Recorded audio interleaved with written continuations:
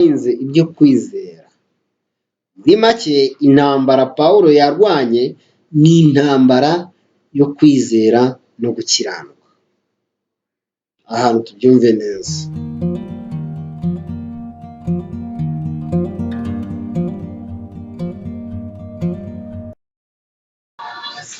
Uwiteka Mana nkuru, Mana igira neza, twongeye kugushima, twongeye kuguhimbaza, twongeye kuvuga gukomera kwawe, twongeye kuvuga imbaraga zawe.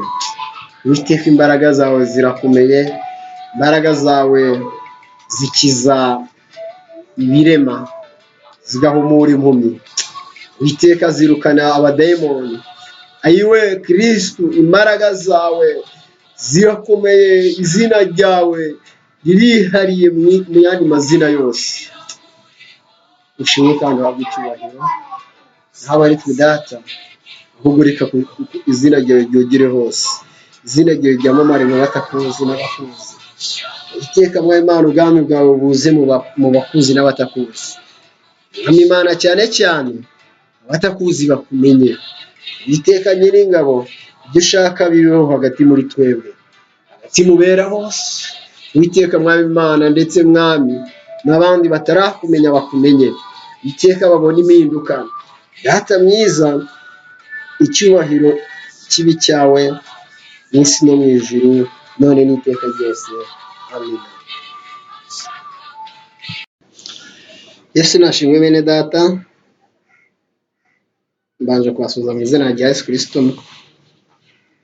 Muri kumwe na Gumbaniro Guillaume. Muri aka kanya tugiye kurebera hamwe icyo bita intambara nziza. Nubwo tubonye yuko ari intambara nziza, bivuze yuko hari n'intambara mbi. Ariko muri aka kanya tugiye kureba intambara nziza igaragara he, igaragara ite, irangwa n'iki. Turagenda tubona ahantu hatandukanye, turifashisha ibitabo bitandukanye. Mu rwandiko rwa kabiri Pawulo yandikiye Timoteyo, igice cya 4, Pawulo avuga amagambo ameze nk'umubyeyi uri kuraga umwana we. Ku murongo wa 6 avuga ko amaze kumera nk'ibisukwa ku gicaniro, kandi koko abona ko igihe cye cyo kugenda gisohoye. Ku murongo wa 7 n'uwa 8 niho avuga amagambo nakuyeho umutwe w'inyigisho tugiye kuganira. Narwanye intambara nziza. Ariho twaje kubona umutwe w'iki kiganiro ni intambara nziza. Tavuze yuko hari n'intambara mbi, kanongeye mbisubiremo. Nimba hari intambara nziza n'intambara mbi. Pawulo yaravuze ngo narwanye intambara nziza, narangije urugendo, narinze ibyo kwizera, ibisigaye mbikiwe ikamba ryo gukiranuka, iby'umwami wacu umucamanza utabera azampa kuri ujya munsi. Nyamara si njye njyenyine, ahubwo ni abakunze kuzaboneka kwe bose. Aha ni mu rwandiko rwa 2 Pawulo yandikiye Timoteyo,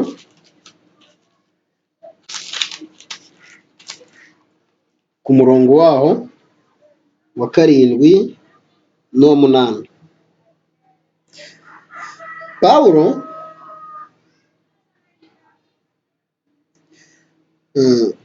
hari byinshi twakura mu magambo yagiye avuga,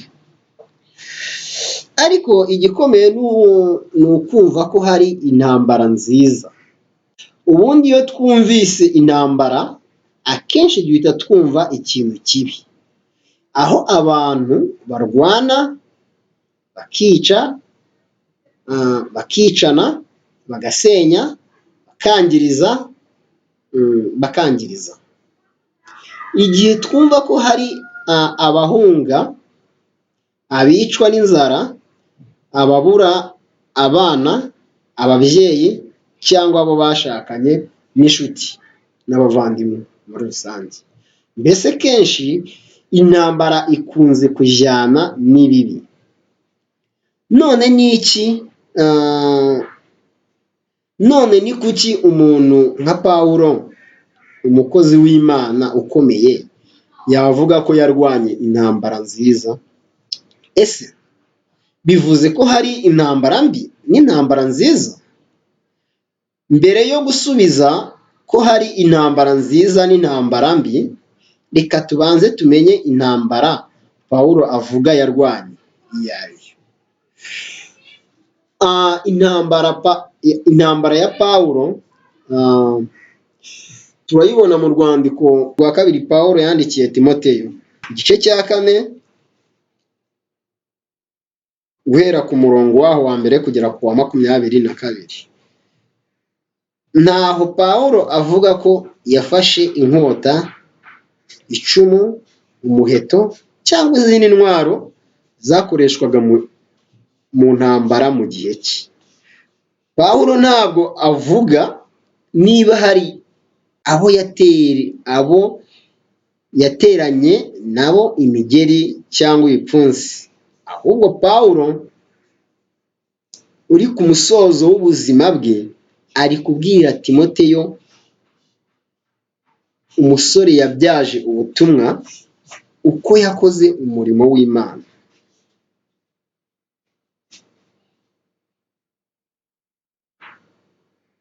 Ingorane n'akarengane yahuye nabyo kubwo kwizera Yesu no kuvuga ubutumwa bwa Kristo. Niyo mpamvu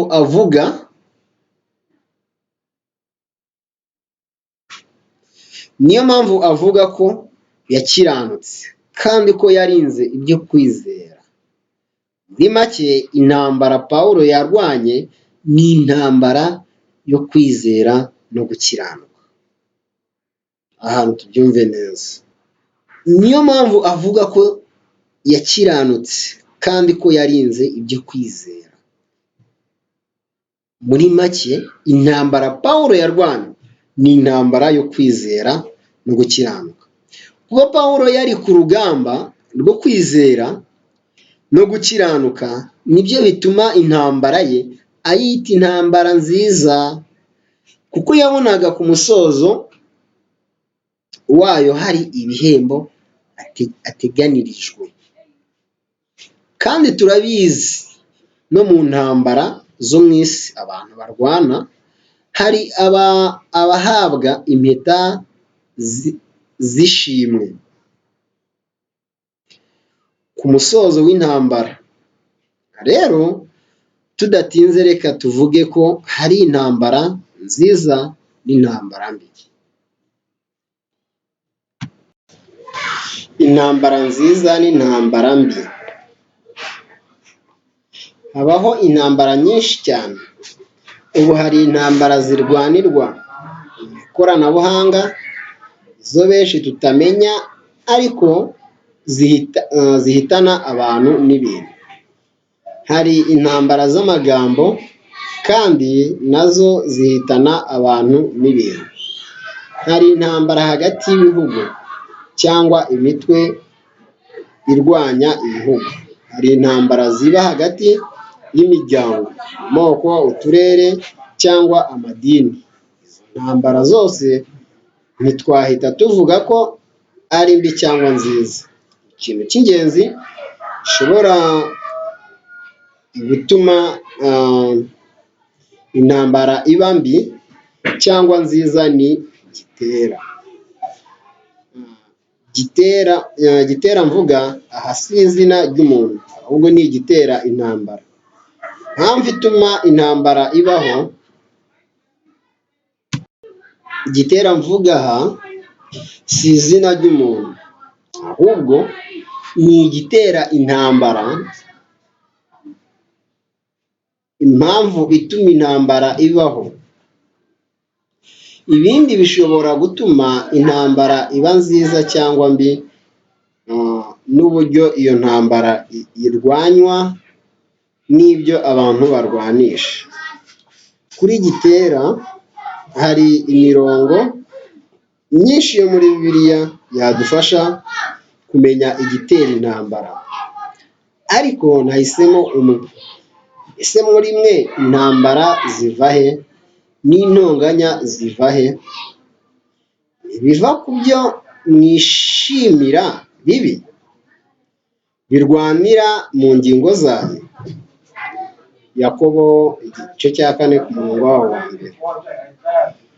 Yakobo abigaragaza neza igitera intambara, amakimbirane, intonganya, amacakubiri n'ibiba mu ngingo z'abantu. Duhagarariye aha byaba byoroshye, icyo gihe dushobora no gukemura iki kibazo, kuko abantu babaye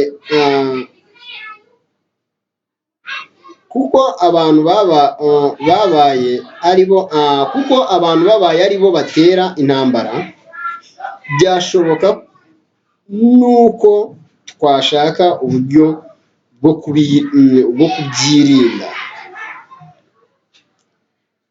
kubirinda, wenda mu nyigisho cyangwa mu bundi buryo, ariko siko biri. Usomye umurongo neza urasanga mbere y'uko intambara isohoka mu muntu hari indi iba yabanje muri we, ariho Yakobo avuga ngo ibirwanira mu ngingo zanyu. Ahangaha tumwumve neza, hari urugamba rukomeye rubanza kuba mu bantu mbere y'uko tubona hanze abantu batangiye kurwana. Ese ni ibiki biba birwanira mu muntu? Pawulo we yarabivuze. Pawulo mu rwandiko yandikiye itorero ryo muri Efeso asoza avuga intambara nanone. Abefeso igice cya 6 umurongo wa 10 kugeza ku wa 18. Muri iyi mirongo Pawulo agaragaza ko hari imyuka y'ahantu ho mu kirere ko ariyo dukirana nayo. Ibi nibyo bibanza kuba mu mutima.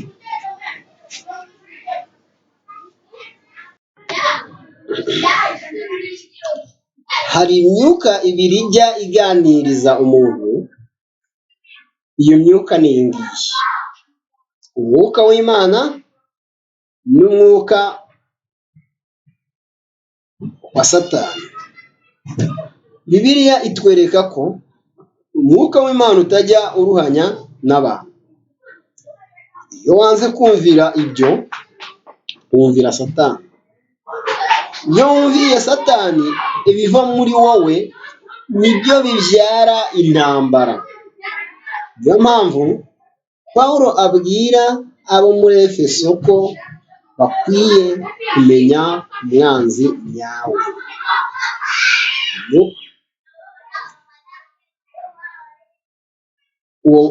Uwo mwanzi nyawe ni uwuhe? Niwe tugiye kureba. Pawulo abwira abo muri Efeso ko umwanzi nyawe ni imyuka y'ahantu ho mu ijuru, imyuka y'ahantu ho mu ijuru n'abategeka isi y'umwijima.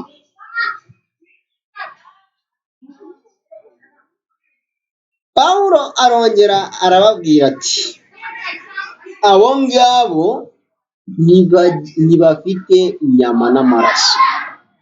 Murumva yuko turwana n'abantu batagaragara, badafite inyama n'amaraso. Muri make, Gitera utera intambara ni Satani.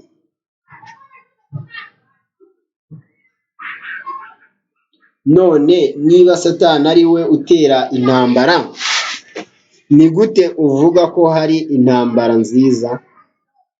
Ese hari icyiza gituruka kuri Satani? Icyo kibazo ni cyiza kukibaza. Nta kintu cyiza Satani akora.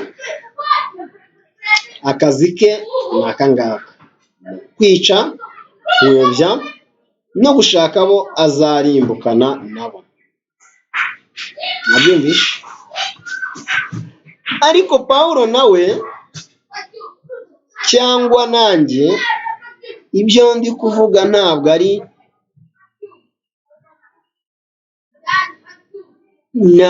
ari nateje intambara nziza. Oya, ntabwo Pawulo yavuze ngo nateje intambara nziza, ahubwo yavuze ko yarwanye intambara nziza. Kurwana no guteza intambara biratandukanye cyane. Ahubwo iyo ushoboye gutsinda intambara Satani ateza, uba urwanye intambara nziza. Aho ngaho niho byumvikanye. Intambara nziza n'intambara mbi. Kugeza aha ngaha byamaze gusobanura. Nta muntu n'umwe uriho ushobora gutsinda Satani. Iyo ateje intambara, bisaba ko ushaka gutsinda yisunga uwabasha gutsinda Satani. Ushobora gutsinda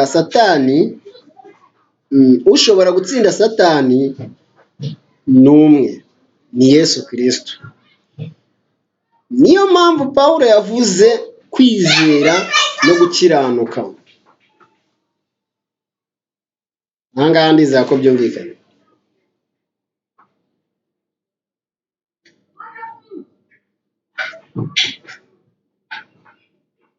Izindi ntwaro azivuga mu rwandiko yandikiye Abefeso twavuze haruguru.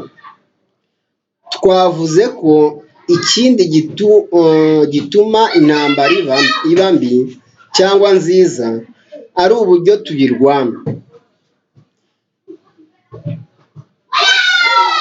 N'intwaro turwanisha.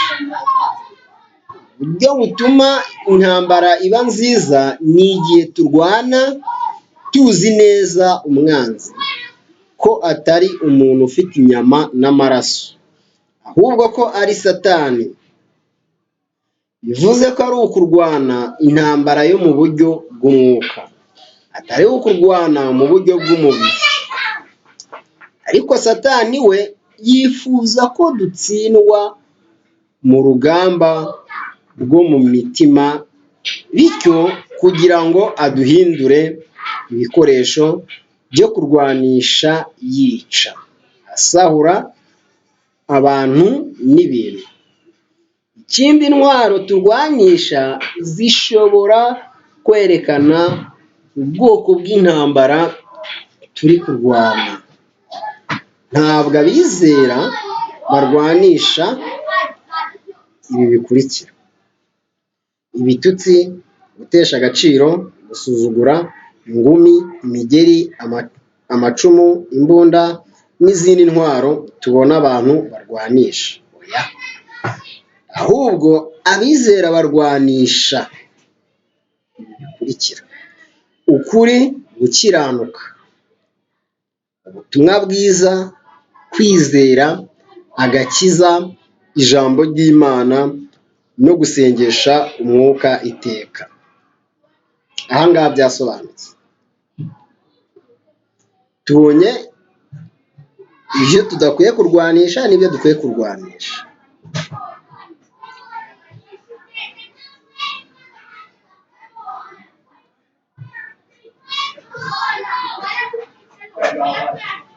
Hari ibyo abizera badakwiye kurwanisha n'ibyo abizera barwanisha.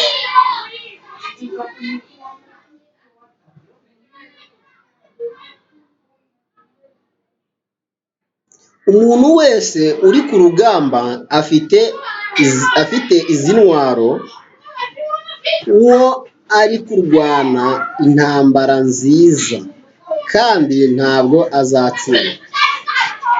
Isubiremo aha hantu, umuntu wese uri ku rugamba afite izi ntwaro, uwo ari kurwana intambara nziza kandi ntabwo azatsinda. Dusoza, ntabwo nzi intambara wowe uri kurwana, ariko icyo nzi ko Satani niwe gitera. Icyo nzi ni uko Satani ari we gitera, utuma habaho intambara. Bityo rero, kuko twe tutamunesha, hari uwamutsinze, uwo ni Yesu Kristo. Reka kwirirwa utongana, utukana, ubona ko abantu bakwanga n'ibindi. Oya, nta muntu ukwanga, ahubwo Satani arakwanga. Satani niwe mwanzi wawe wa mbere. Rero uwo ubona ko akwanga si we, ahubwo gitera ari muri we. Umugabo wawe, umugore wawe, abana bawe, abaturanyi, abo mukorana, abo musengana, abavandimwe, abo bose si bo kibazo. Ikibazo ni gitera, Satani.